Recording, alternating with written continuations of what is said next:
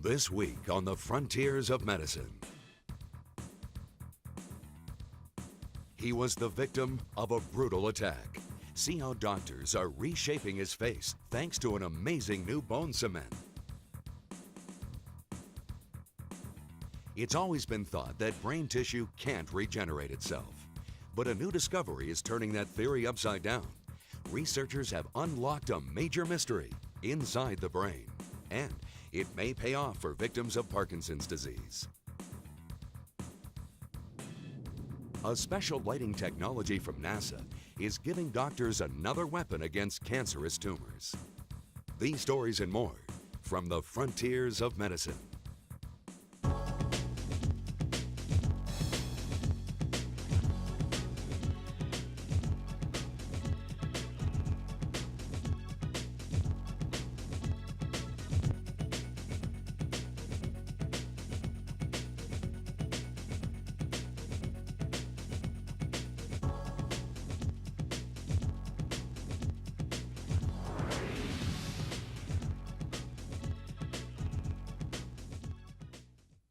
Funding for this program is provided by the Medtronic Foundation, celebrating Medtronic's 50 years of pioneering therapies that restore health, extend life, and alleviate pain.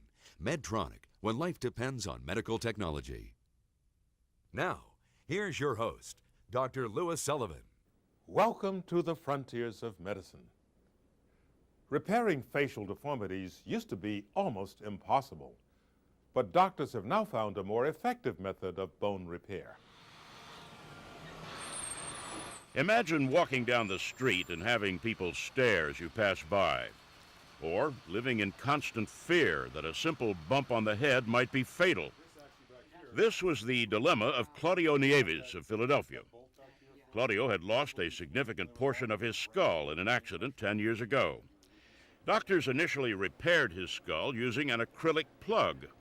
However, aside from not giving the desired look, acrylic is foreign to the body, which made Claudio highly vulnerable to infection.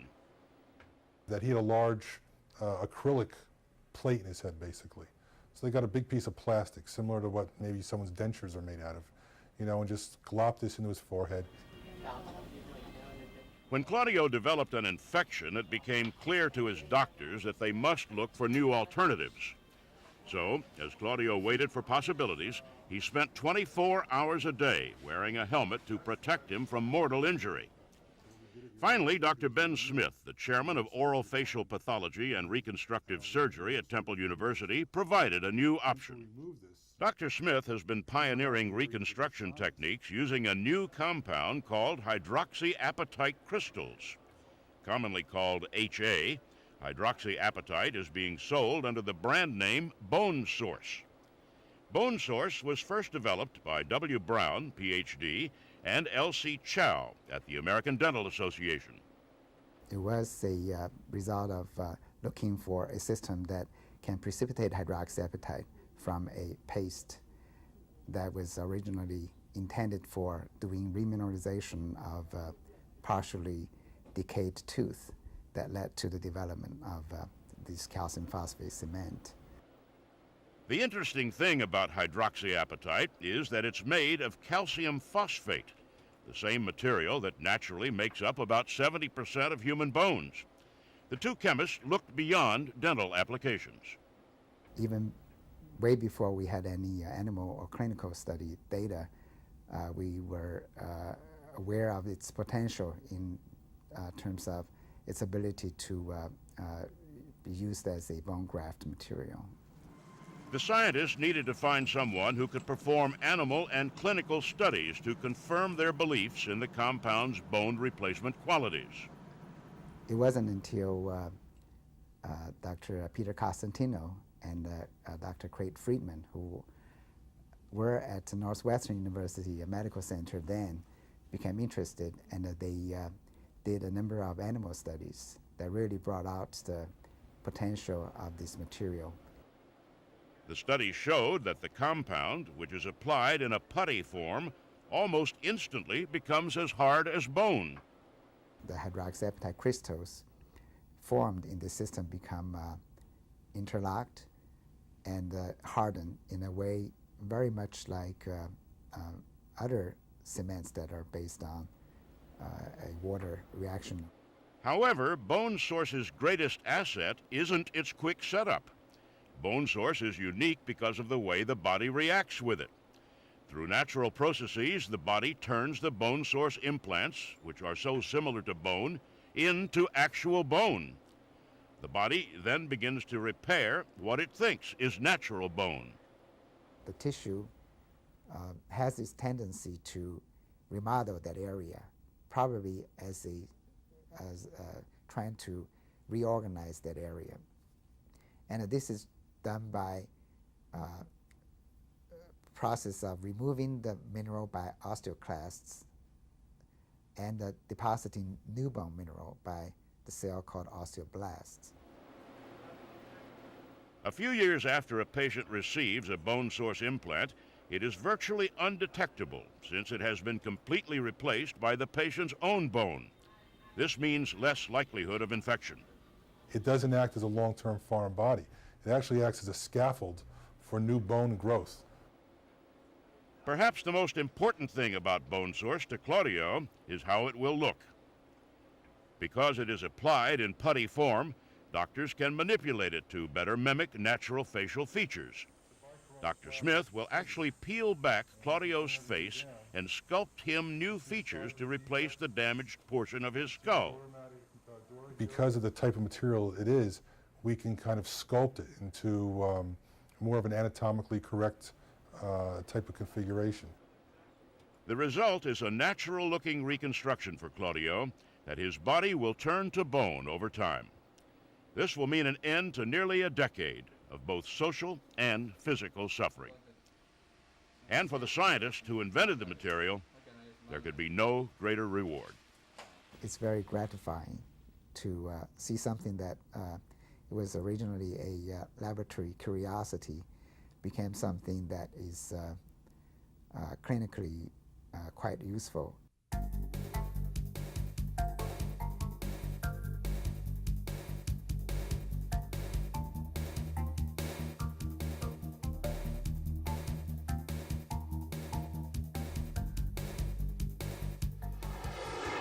The National Institutes of Health are on the cutting edge of new techniques to help victims of Parkinson's disease.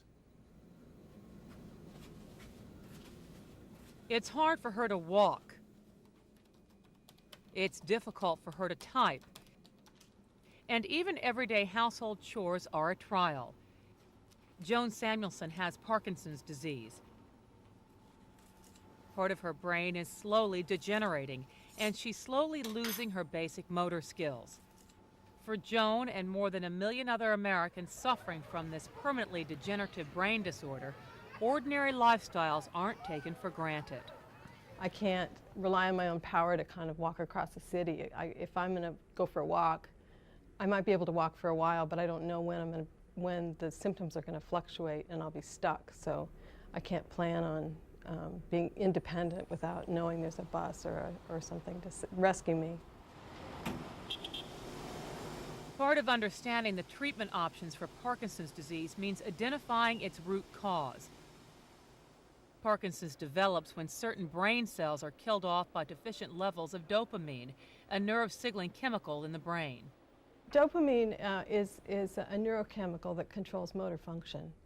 And it gives the brain the ability to send signals from the brain to the rest of the body to tell an arm to move and to move smoothly and on time and to do what you ask it to do.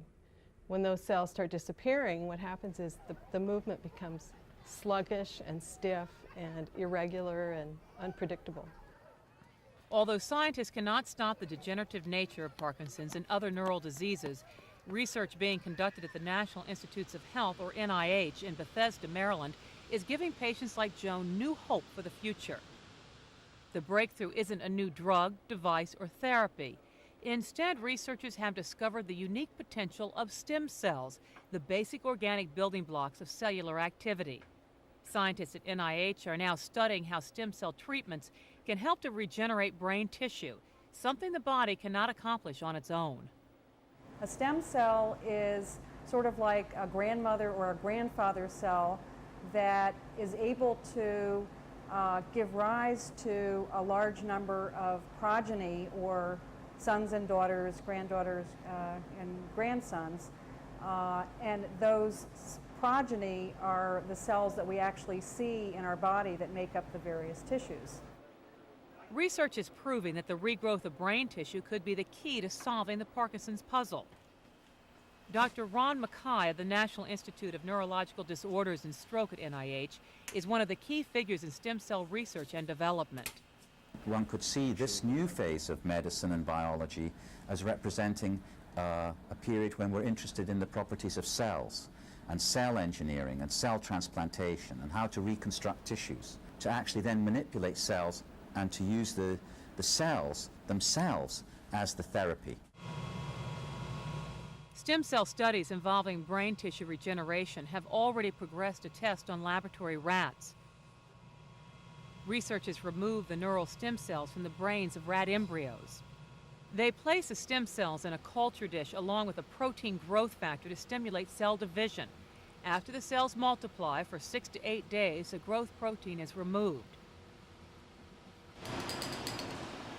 The cells are allowed to consolidate into spheres of neurons that produce dopamine and other neurochemicals.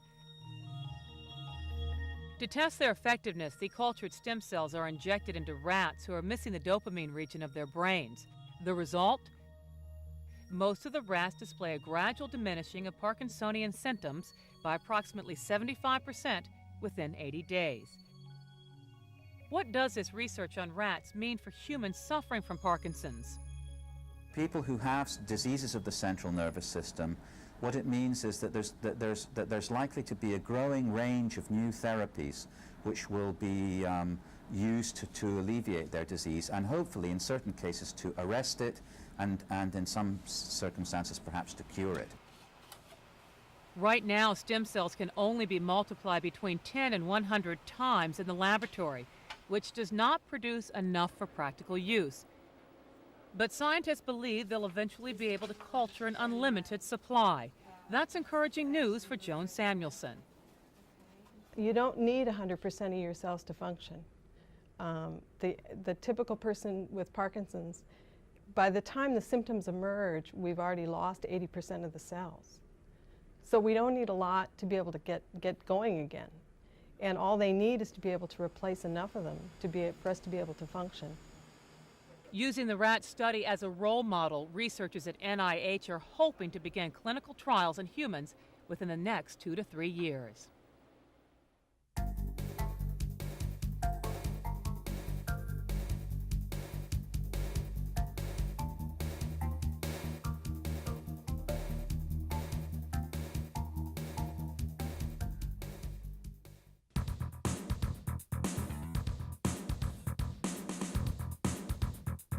Still to come on the frontiers of medicine. An exciting new discovery from NASA is holding out new hope for cancer victims. A new instant HIV test is in development that will identify infected blood cells less than 3 days after transmission. Jed Duvall has that story and more in this week's edition of Medifacts.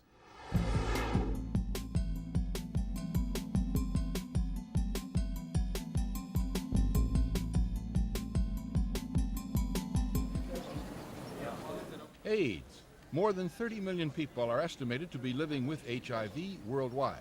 While AIDS is still prevalent in America, 90% of new HIV cases occur in third world countries, where limited resources make basic diagnosis and treatment of AIDS almost impossible. Fortunately, Biotech Imaging Incorporated of Frederick, Maryland, is conducting trials on a new, cheap, and easy method of screening for HIV within 48 to 72 hours of infection.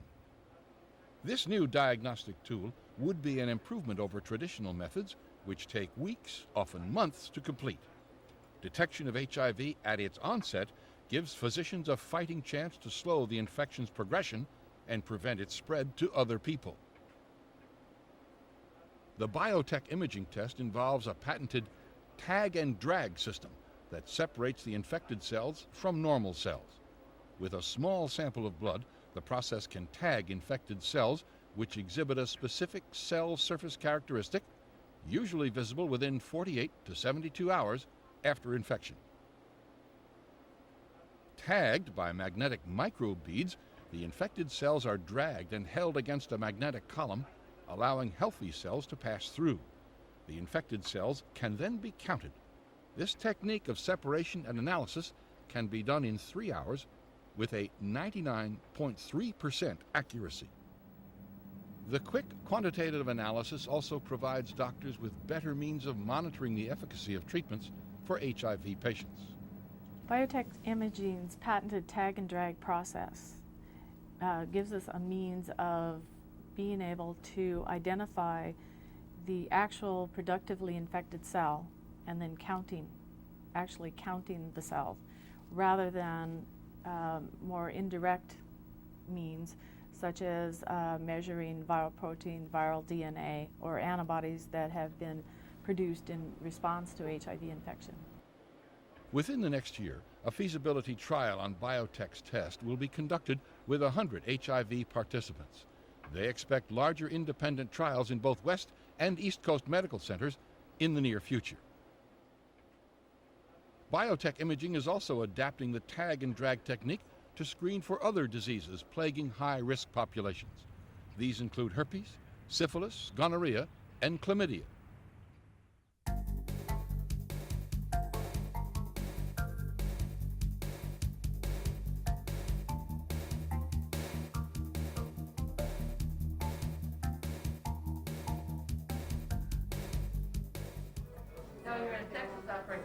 A new product may make the pain and suffering of stitches a thing of the past.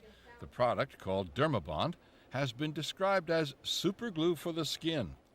When Lizzie Yarborough fell down and cut her chin playing on the playground, her mother took her to the emergency room, expecting her daughter to get a few stitches. Instead, Dr. Thomas Bruns used Dermabond. He has found the product easy to use and effective.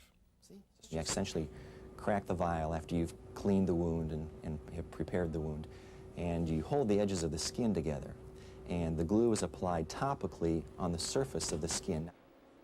The glue, which sets in about 2 minutes, forms a flexible film that over time wears off as new skin cells grow underneath. The glue offers the potential for less scarring and has many added benefits compared to traditional sutures, such as the elimination of the need for local anesthetic, easier and faster application, and reduced need for follow-up visits.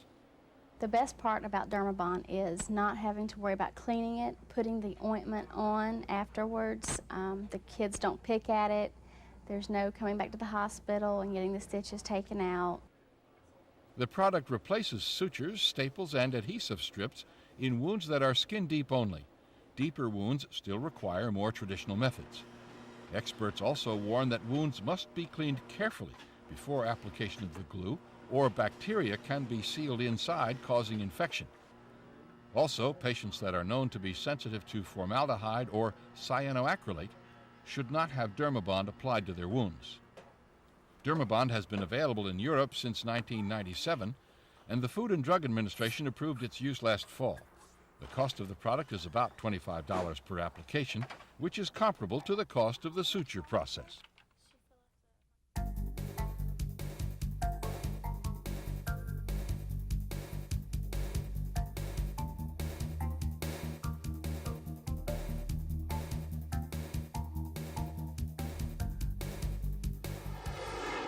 Doctors are using a new technology developed by NASA to battle cancerous tumors.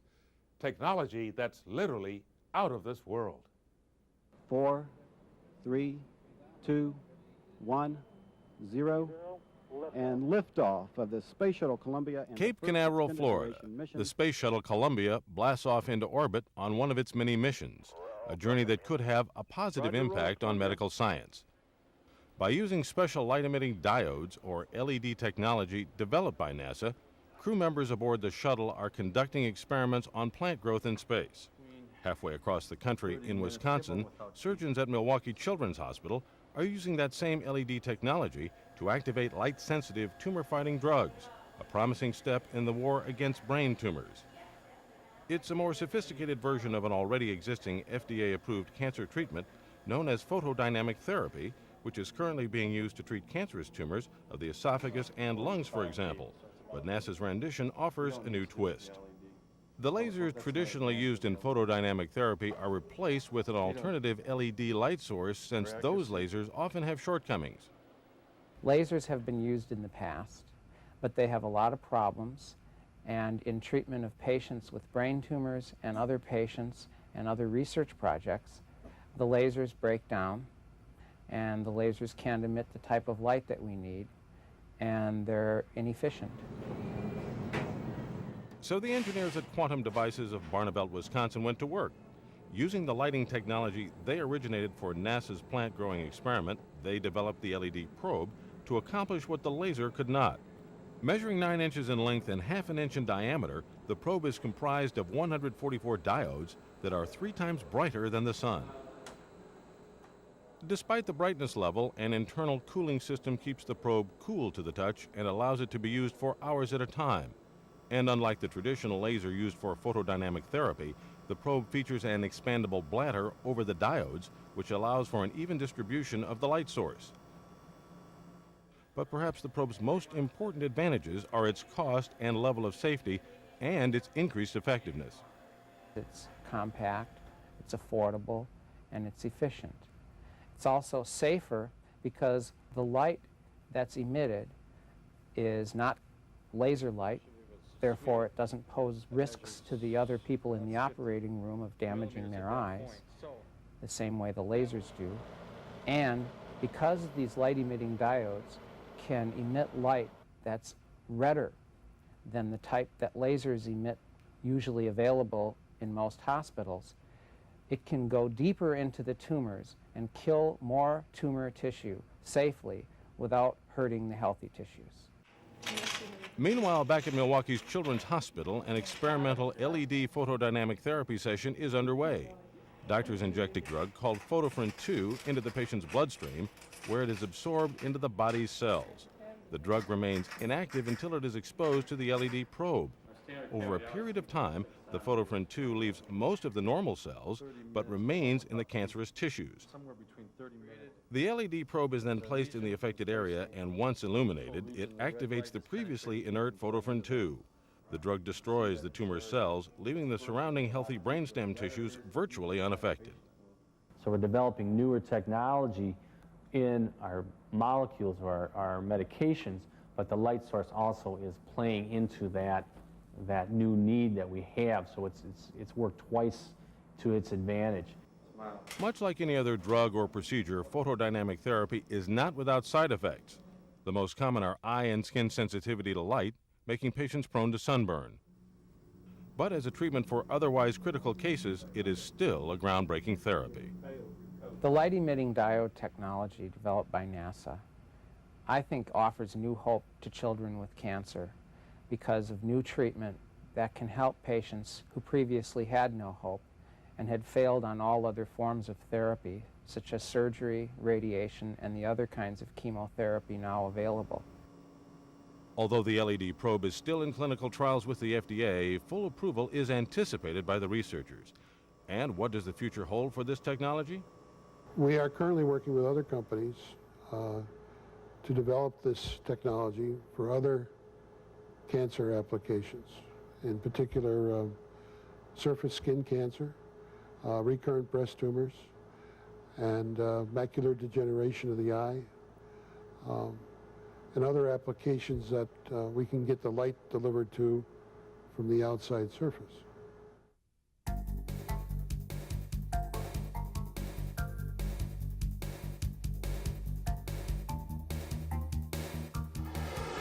Remember, the more information you have, the better consumer of healthcare services you'll be.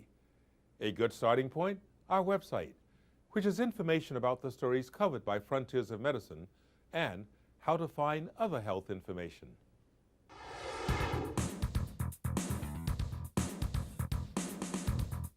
Next week on the Frontiers of Medicine. A medical first. Go inside the operating room as surgeons perform the world's first successful larynx transplant. The eyes have it. New laser eye surgery is helping nearsighted people see the forest and the trees. Thanks for watching. I'll see you next week on The Frontiers of Medicine.